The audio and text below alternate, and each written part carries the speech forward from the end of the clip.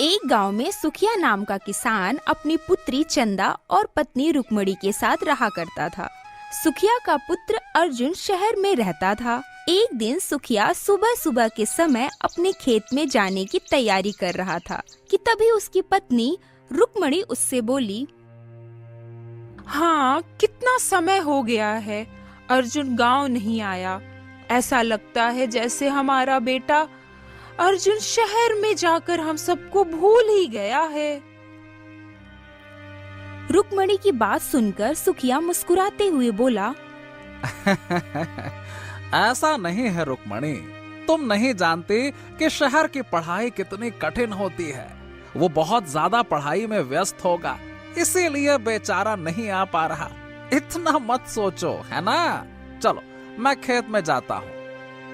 इतना बोलकर सुखिया अपने खेत में चला गया और लहलहाती फसल को देखने लगा। तभी वहाँ पर गांव का मुखिया आ पहुँचा और सुखिया से बोला, वाह वाह वाह मुखिया, क्या बात है, तुम्हारी फसल तो गांव में सबसे ज्यादा उगी है। शाबाश शाबाश। सही कहा मुखिया जी, सब भगवान की कृपा है। हाँ वो तो है सुखिया। हाँ मुखिया जी, मैं भी भगवान से दिन रात यही प्रार्थना कर रहा था कि मेरी फसल अच्छी उगे, क्योंकि मुझे अपने पुत्र अर्जुन को कुछ पैसे भी भेजने हैं। तुम दिन रात मेहनत करते हो सुखिया, और एक किसान के लिए इससे बढ़कर भला क्या हो सकता है कि उसकी मेहनत फसल के रूप में लहलहाए। हा, देखो तो कितनी सुंदर लहलहा रही है। हाँ, अब बस 2-3 दिन बाद फसल को काट कर मैं इसे शहर में बेच आऊंगा। मुझे विश्वास है मुखिया जी कि इस बार की फसल अच्छी दामों में बिकेगी। मुखिया ने इतना कहा ही था कि तभी वहाँ पे जमींदार चौधरी अपनी साथी भीमा के साथ वहाँ आ धमका। जमींदार मुखिया की ओर देखकर बोला, अरे ओ चौधरी, राम राम राम राम। अरे भाई चौधरी, तुम हमेशा किसानों की हिम्मत की तारीफ करते रहते हो, लेकिन कभी मेरी तारीफ नहीं करते। किसानों की तारीफ करते हुए तुम भूल जाते हो कि किसान इस गांव में तभी फसल उगा पाता है जब मैं उसे बीज के लिए कर्ज देता हूँ। क्यों? सही कहा ना? ये सुनकर मुखिया क्रोधित होता हुआ जमींदार से बोला, हाँ बिल्कुल सही कहा। अरे तुम कभी झूठ बोलते हो क्या? और कर्ज के बदले तुम उस किसान की फसल भी छीन लेते हो और उसका खेत भी छीन लेते हो, क्योंकि तुम्हारा कर्ज तो कुछ ही समय में इतना बढ़ जाता है ब्याज के रूप में कि एक किसान अगर 7 जन्मों तक भी मेहनत कर ले तो तुम्हारा कर्ज चुकाता रहे तो भी नहीं चुका सकता। वो कर्ज वहीं का वहीं पे रहता है। ये भी तो सच है ना? क्यों जमींदार, सही है ना? वाह वाह वाह वाह वाह, बड़ी तीखी तीखी बातें करते हो मुखिया। अगर इतना ही मन दुखता है तुम्हारा, फिर तुम गांव के लोगों से मना क्यों नहीं कर देते कि वो मुझसे कर्ज ना लिया करें? बोलो। अब ये बात तो तुम भी अच्छी तरह से जानते हो जमींदार कि बेचारे गांव के भोले भाले लोग मजबूर हैं, इसीलिए तुम उनकी मजबूरी का फायदा उठाते हो। जमींदार मुखिया की बात को नजरअंदाज करके सुखिया की ओर देखकर बोला, हाँ ठीक है ठीक है। सुखिया, तुम्हें याद होगा कि तुमने भी कुछ समय पहले बीज के लिए मुझसे कर्ज लिया था, याद है ना? हाँ हाँ याद है जमींदार, याद है। हाँ तो भैया, याद रखने से क्या होगा, चुकाना भी पड़ेगा। हाँ ध्यान रखना, मेरा कर्ज समय पर नहीं चुका पाए तो फिर मैं अपनी मनमानी ब्याज लगाता हूँ, और मेरे ब्याज के बारे में जो बखान अभी मुखिया जी ने किया वो तो तुमने सुना, और पूरा गांव वाकिफ भी है उससे। बाद में मुझे मत कहना कि तुमने बताया नहीं था जमींदार साहब, ठीक है? चलो, राम राम राम राम। इतना बोलकर जमींदार वहाँ से चला गया। जमींदार के जाते ही मुखिया सुखिया से बोला, हाँ, बाद में कहना नहीं, बड़ा आया। सुखिया, मुझे जमींदार के इरादे कुछ नेक नहीं लगते। इसने गांव के काफी किसानों की जमीन भी हड़प रखी है। चिंता मत करिए मुखिया जी, 2 दिन बाद फसल को बेचकर सबसे पहले मैं इस जमींदार का कर्ज ही चुकाऊंगा। अरे बाद में ये सर का दर्द बन जाता है, बहुत परेशान करता है ये। सुखिया की बात सुनकर मुखिया मुस्कुराता हुआ वहां से चला गया। इधर जमींदार अपनी हवेली में जाकर कुर्सी पर बैठकर गहरी सोच में गुम हो गया। तभी जमींदार का साथी भीमा जमींदार से बोला, मुझे नहीं लगता जमींदार कि तुम सुखिया की जमीन भी हड़प कर पाओगे। हाँ। भीमा की बात सुनकर जमींदार जैसे अपनी गहरी सोच से बाहर आ गया। अच्छा, और तुम ये कैसे कह सकते हो? अरे भाई, तुम अच्छी तरह से जानते हो कि जिस किसान की जमीन पर मेरी नजर पड़ जाती है तो भाई वो मेरी हो जाती है। गिद्ध की नजर है मेरी, गिद्ध की। शिकार ढूंढ लेती है और शिकार करके रहती है। और आज सुखिया की उपजाऊ जमीन देखकर हा मेरे तो मुंह में पानी आ गया। ऐसा लग रहा है कि आज ही हिसाब किताब कर दूं उसका। जमींदार, 1-2 दिन बाद सुखिया अपने खेतों से फसल काट कर शहर में बेच कर आएगा। वो तुम्हारा कर्जा तो आराम से चुका देगा, क्योंकि अभी उसके पास कर्ज चुकाने के लिए हफ्ते भर का समय है। और फसल उसकी अच्छी हुई है तो बिकेगी भी अच्छी। फिर क्या, हो गया काम तुम्हारा। भीमा की बात सुनकर जमींदार की आंखों में मक्कारी की चमक आ गई और वह जमींदार की ओर बहुत गौर से देखते हुए बोला, ये बात है। और अगर उसकी फसल ही ना रहे तो? यह सुनकर भीमा बुरी तरह से चौंक पड़ा। क्या मतलब? हाँ तो सुनो, आज रात तुम बड़ी ही चतुराई से सुखिया की फसल में आग लगा दो। जब उसके पास फसल ही नहीं होगी तो फिर वो मेरा कर्जा कहाँ से चुकाएगा? और जब मेरा कर्जा नहीं चुका पाएगा तब मैं अपने कर्जे पर मनमानी ब्याज लगाकर उसकी जमीन हड़प लूंगा। हाँ? जमींदार की बात सुनकर भीमा हंसते हुए बोला, क्या दिमाग लगाया है। वाकई में जमींदार, तुम्हारे दिमाग का जवाब नहीं। शानदार। भीमा उसी रात चुपके से सुखिया के खेत में घुस गया और उसके खेत में बड़ी चतुराई से आग लगाकर वहां से फरार हो गया। कुछ ही देर में सुखिया की फसल जलने लगी।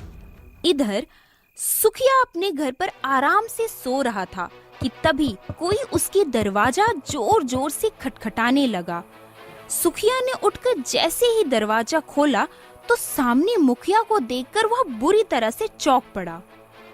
हाँ, क्या हो गया मुखिया जी? आपके चेहरे पर ये चिंता की लकीर क्यों झलक रही है? क्या बात है? अब ये चिंता की लकीर तुम्हारे लिए है सुखिया। क्या क्या मतलब है आपका? सुखिया, बात यह है कि तुम्हारे खेत में आग लग गई और तुम्हारी फसल जलकर राख हो गई। क्या? ये क्या कह रहे हैं? ये क्या हो गया? ये क्या?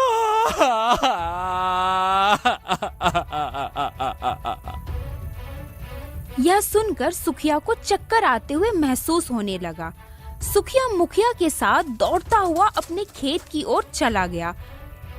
सुखिया ने देखा कि अब उसके खेत में लहलहाती फसल के स्थान पर जली फसल के कोयलों का ढेर लगा हुआ था। सुखिया सर पकड़कर वहीं बैठ गया और रोता हुआ मुखिया से बोला, मैं तो बर्बाद हो गया मुखिया जी, मेरी सारी मेहनत बेकार हो गई। अब मैं क्या करूं? क्या करूंगा? क्या करूं मैं मुखिया जी? मैं तो बर्बाद हो गया। हाँ, घबराओ नहीं सुखिया, घबराओ नहीं। हिम्मत से काम लो। अगर तुम ही घबरा जाओगे तो फिर तुम्हारे परिवार को कौन संभालेगा? शांति से काम लो, शांति से। शांत हो जाओ, शांत हो जाओ। सुखिया निराश होकर अपने घर चला गया। घर पर जाते ही उसकी पत्नी रुक्मणी उससे बोली, क्या हुआ? मुखिया जी इतनी रात को क्यों आए थे और आप कहाँ चले गए थे? सुखिया अपनी पत्नी रुक्मणी को सारी घटना बताते हुए बोला, अरे रुक्मणी, हम तो बर्बाद हो गए। अरे कुछ नहीं बचा, सारे के सारी फसल अरे बर्बाद हो गई, कुछ नहीं बचा। तभी चंदा रोते हुए बोली, अब क्या होगा पिताजी? आपने तो कुछ समय पहले ही जमींदार से कर्ज लिया था। अब हम जमींदार का कर्ज कैसे चुकाएंगे?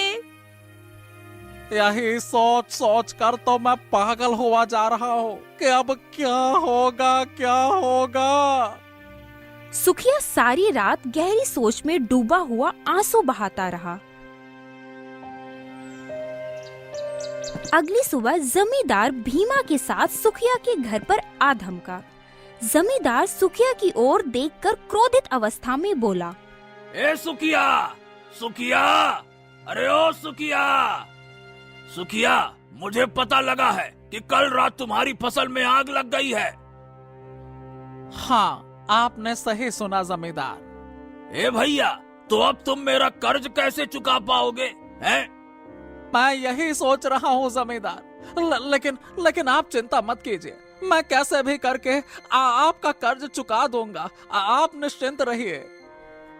नहीं नहीं नहीं नहीं, पहले तो मुझे यकीन था जमींदार साहब कि सुखिया अपनी फसल बेचकर हमारा कर्ज चुका देगा, लेकिन अब तो इसके पास फसल भी नहीं रही।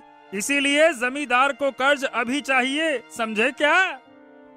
जमींदार ने तुरंत सुखिया को एक कागज का टुकड़ा थमा दिया और सुखिया से बोला, हाँ, ये लो भैया, इसको जरा ध्यान से पढ़ो, पढ़ो पढ़ो।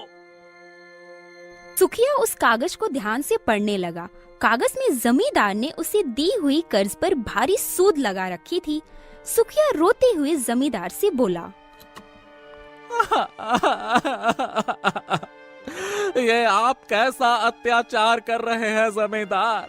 अरे कल ही मेरी फसल में आग लगी है और आज सुबह ही आप अपना कर्ज मांगने के लिए आ गए, वो भी इतना भारी ब्याज लगाकर।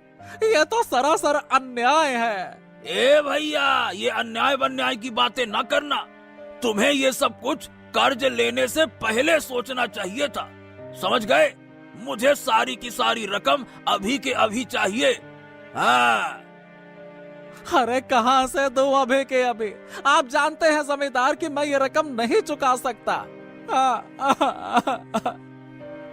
तभी जमींदार दूसरा कागज सुखिया को थमाते हुए बोला, हाँ तो ठीक है, नहीं चुका सकते तो कोई बात नहीं, मत चुकाओ। एक काम करो, ये रहा दूसरा कागज, इस पर अंगूठा लगा दो। लेकिन ये तो सादा कागज है। हाँ तो चिंता मत करो सुखिया, निश्चिंत रहो। मैं इस कागज में यही लिखूंगा कि तुम मेरी रकम पर दिया हुआ सूद और रकम नहीं चुका पाए, बस। हाँ हाँ सुखिया, इतना मत सोचो, अंगूठा लगा दो। हाँ। लेकिन जमींदार, तुमने मुझे रकम लौटाने का जो समय दिया था उसमें अभी 1 हफ्ता बाकी है। अरे सुखिया, तुम समझ नहीं रहे मेरे भाई। देखो, मैं समझाता हूँ। पहले क्या था कि तुम्हारे पास तो फसल थी ना, अब तुम्हारे पास फसल तो है नहीं। इस दूसरे कागज पर अंगूठा लगा दो, और दूसरे कागज पर अंगूठा मैं केवल तुमसे इस वजह से लगवा रहा हूँ ताकि मेरे पास सबूत रहे कि तुम मेरा कर्ज सूद सहित नहीं चुका पाए। अरे भैया, कल को तुम कह दो कि मैंने चुका दिया है, तो मेरे पास क्या सबूत रहेगा कि तुमने नहीं चुकाया है ना? हाँ, क्यों? सही कह रहा हूँ ना भीमा? हाँ, तुम्हारा क्या भरोसा, कल को तुम गांव वालों से सही में कह दो कि तुमने मेरी रकम अपनी फसल जलने से पहले चुका दी थी, तब मैं ना तो घर का रह जाऊंगा ना घाट का। क्यों भैया? जमींदार की बात सुनकर सुखिया गहरी सोच में गुम हो गया। उसके पास अंगूठा लगाने के अलावा और कोई चारा नहीं था। सुखिया ने उस दूसरे कागज पर अंगूठा लगा दिया। जमींदार उस कागज को जेब में रखते हुए सुखिया से बोला, तो भैया सुखिया, देखो, मैंने अपनी सूद सहित रकम ले ली है। तुम्हारा खेत आज से हमारा हुआ, समझ गए? तो भैया अब गलती से भी खेत की तरफ भटक मत जाना। वो खेत अब हमारा है। चलो, राम राम। इतना बोलकर जमींदार भीमा के साथ वहाँ से चला गया।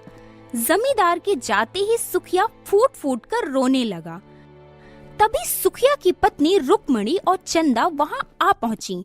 रुक्मणी सुखिया की ओर देखकर बोली, अरे आखिर आपको दूसरे कागज पर अंगूठा लगाने की क्या आवश्यकता थी?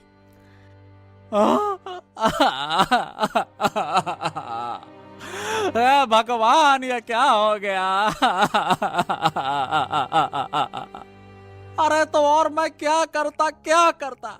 अगर मैं ये नहीं करता तो वो जमींदार और उसका साथी भीमा तुम दोनों को अपमानित करता। इससे पहले भी उसने गांव वालों के साथ ऐसी ही कुटिल योजना को अंजाम देकर उनसे उनकी जमीन हड़प ली। अब मैं अपने बेटे को आगे कैसे पढ़ाऊंगा? ये क्या हो गया? हे भगवान। सुखिया शाम तक फूट फूट कर रोता रहा। अगली सुबह रुक्मणी और चंदा ने देखा तो सुखिया संसार को अलविदा कह चुका था।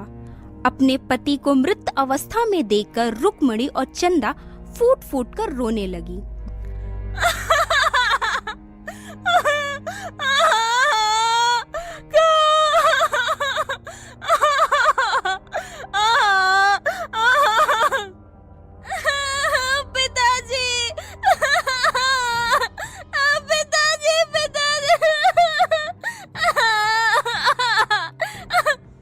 कुछ ही देर में गांव में यह खबर जंगल की आग की तरह फैल गई कि जमींदार ने सुखिया का खेत हड़प लिया और सुखिया इस संसार को अलविदा कह गया।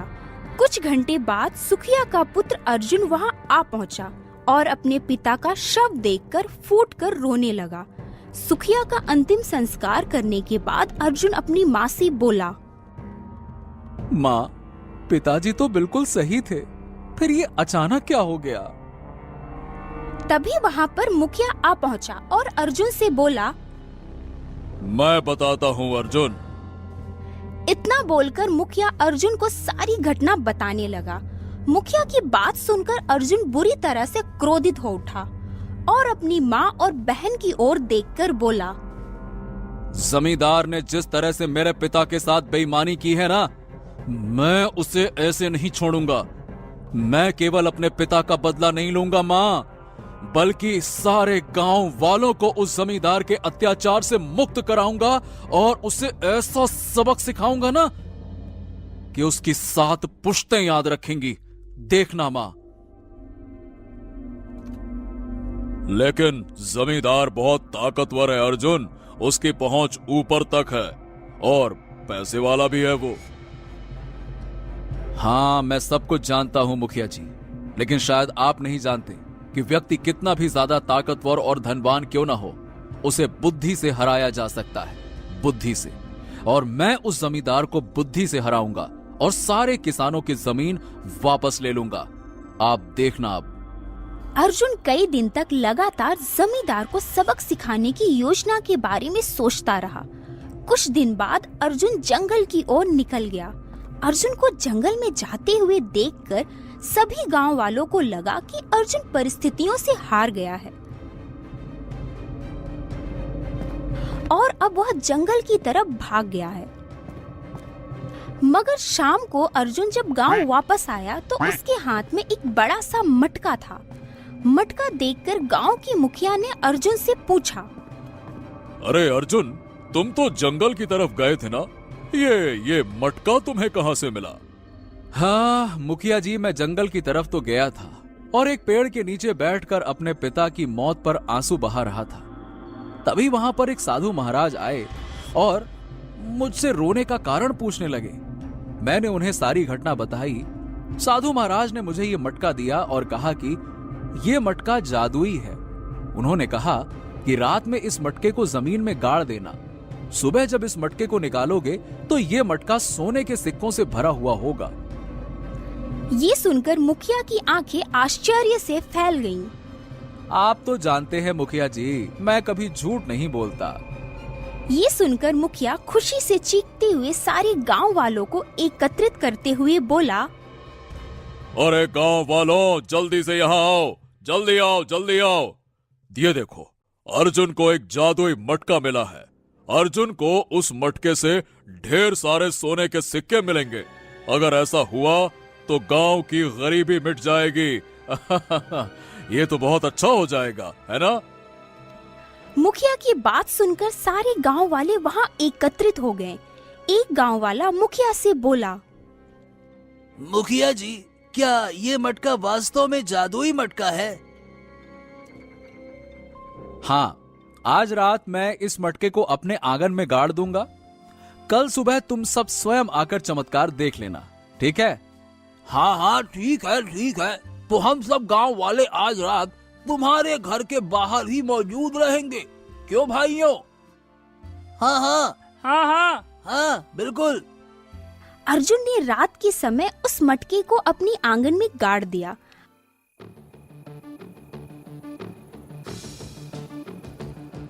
अगली सुबह जब अर्जुन ने उस मटके को जमीन से बाहर निकाला तो उस मटके में सोने का सिक्कों का ढेर लगा हुआ था।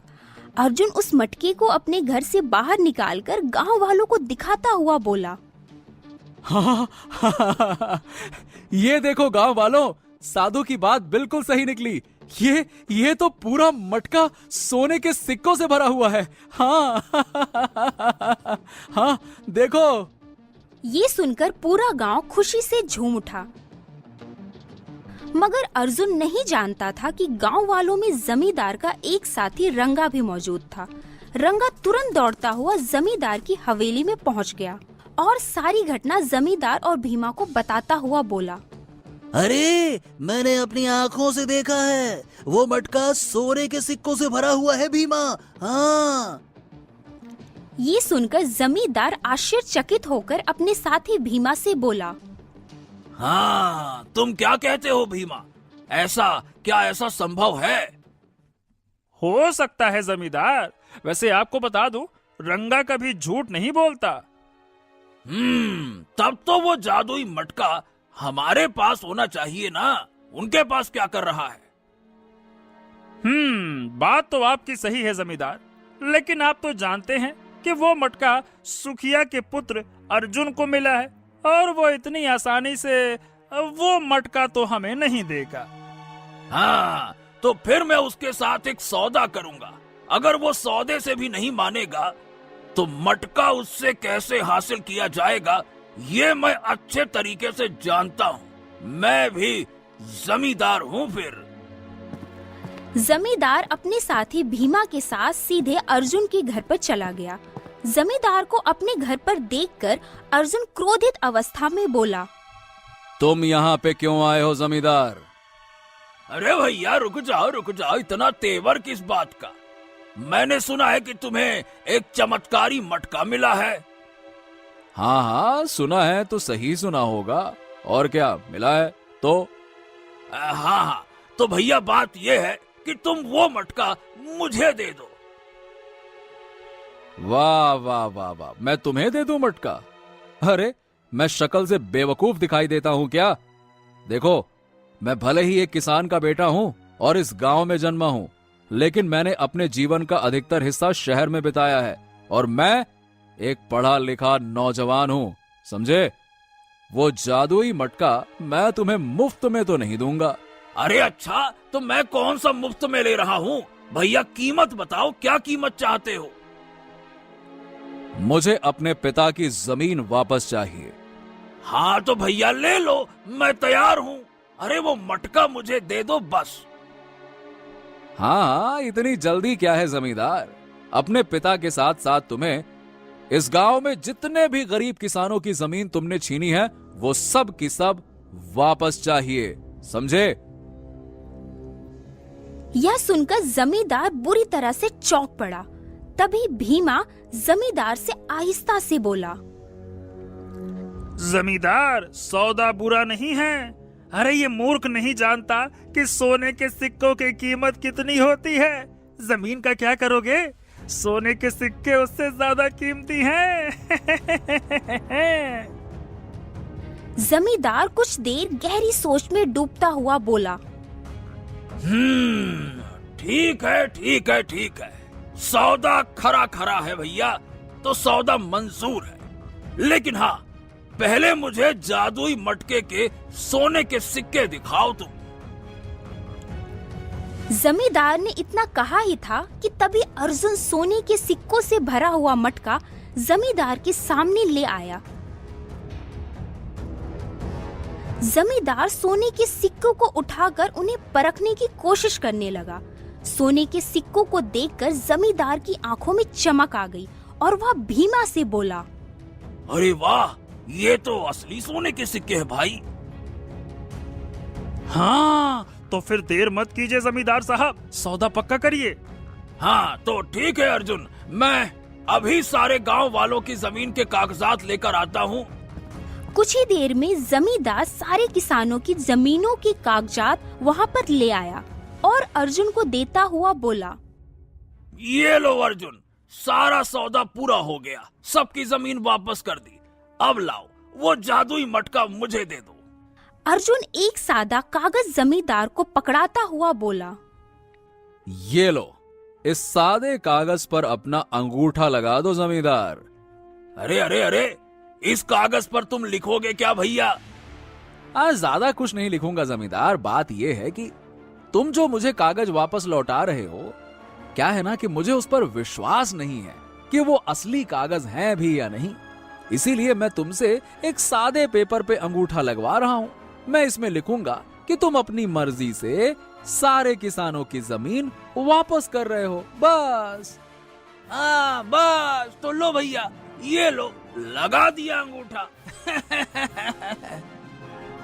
जमींदार ने मुस्कुराते हुए सादा कागज पर अंगूठा लगा लिया और अर्जुन को दे दिया और वह जादुई मटका लेकर भीमा के साथ अपनी हवेली चला आया।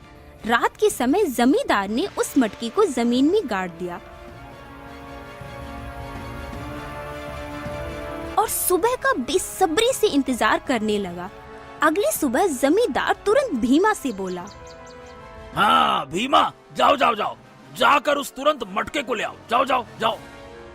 भीमा ने तुरंत जमीन से उस मटके को निकाल दिया, मगर भीमा ने देखा वह मटका खाली था। यह देखकर जमींदार बुरी तरह से चौंक पड़ा और क्रोधित होता हुआ भीमा से बोला, हैं? अरे ये कैसे हो सकता है भाई? ये कैसे हो सकता है? ये तो मेरे भी समझ में नहीं आ रहा। अरे चलो अर्जुन के पास चलते हैं, चलो। जमींदार भीमा को लेकर अर्जुन के पास चला गया और क्रोधित अवस्था में बोला, ए अर्जुन, इस मटके में से एक भी सोने का सिक्का नहीं निकला है, हैं? तभी वहाँ पर सारे गांव वाले एकत्रित हो गए। अर्जुन मुस्कुराते हुए जमींदार से बोला, नहीं निकला तो कोई बात नहीं, निकलेगा कहां से, क्योंकि उससे तो निकलना ही नहीं था। अरे तुम मूर्ख हो जमींदार, मूर्ख। जो मटका मैंने तुम्हें दिया था वो जादुई था ही नहीं, और सच तो ये है कि मेरे पास जादुई मटका ही नहीं था। मतलब कोई जादुई मटका होता ही नहीं है। हाँ, ये क्या बकवास कर रहे हो कि जादुई मटका था, नहीं होता है? दिमाग खराब मत करो, वो मटका निकालो चुपचाप। देखो, मैं कोई दिमाग नहीं खराब कर रहा हूं, जो तुमने सुना वही सही है। ये सब कुछ मेरी योजना का हिस्सा था, समझे? क्या? और वो सोने के सिक्के? वो सोने के सिक्के? वो तो मैंने अपने मित्र सुनार जो शहर में है उससे लेकर आया था और कल रात को ही वापस दे दिए। दरअसल मैंने मुखिया जी के साथ मिलकर ये योजना बनाई थी, केवल तुम्हें फंसाने के लिए। मुखिया ने सारे गांव वालों में ये बात प्रसिद्ध की कि मेरे पास एक जादुई मटका है, और मैंने चुपके से रात में उस मटके को शहर से लाए हुए सोने के सिक्कों से भर दिया। मैं जानता था कि तुम्हारा कोई न कोई साथी गांव में मौजूद रहता है, वो भी इस दृश्य को देखेगा और तुम्हें जाकर जरूर बताएगा, और उसने ऐसा ही किया। मैं ये भी जानता था कि तुम एक लालची किस्म के तो इंसान हो, ये मटका पाने के लिए तुम मुझसे कोई ना कोई सौदा जरूर करोगे, और तुमने ठीक वैसा ही किया। अब तुम्हारे पास गांव की कोई भी जमीन नहीं है, और जिस सादे कागज पर तुमने अंगूठा लगाया था, उस सादे कागज पर मैंने तुम्हारी हवेली और तुम्हारे स्वयं के सारे खेतों को गांव वालों के नाम कर दिया है। वैसे कुछ भी कहो, जमींदार तुम हो बहुत दानी। यह सुनकर जमींदार को चक्कर आते हुए महसूस होने लगा। तभी अर्जुन गांव वालों की ओर देखकर बोला, अब गांव वालों, ये जमींदार जमींदार नहीं रहा। इसने तुम्हारे ऊपर जो अत्याचार किए हैं उन सब का बदला ले लो। चलो लो बदला। सभी गांव वाले जमींदार और उसके साथी भीमा के ऊपर टूट पड़े और मार मार कर उन्हें गांव से बाहर फेंक दिया।